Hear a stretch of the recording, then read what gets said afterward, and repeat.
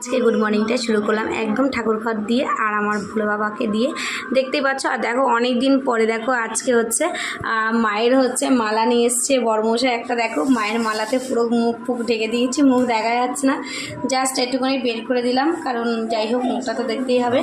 আর এই যে পুজো দিয়ে দিলাম, জাস্ট উঠলাম পুজো দিয়ে, তাই ভাবলাম তোমাদের সাথে একটু শেয়ার করি। আর অনেক দিন হয়ে গেছে দেখো আমি ঘট পাল্টাইনি, এই জন্য দেখো সব শুকিয়ে গেছে।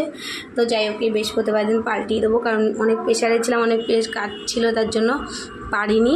তো যাই হোক তোমরা সবাই ভালো দেখো, তোমাদের আজকে দিনটা খুব ভালো কাটুক, সুস্থভাবে কাটুক, আনন্দে কাটুক।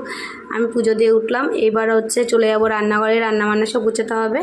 তো চলো তোমরা সবাই ভালো থেকো আর সুস্থ থেকো। আর পুজোটা বলো কেমন হয়েছে বলো। আমি এইভাবে রোজই দিই, জাস্ট মালাটা হচ্ছে মায়ের মালাটা হচ্ছে আমার একটু ইয়ে হলো, তাই দেখালাম। তো চলো টাটা, বাই বাই। উঠে দেখো বর্মশাই কি সারপ্রাইজ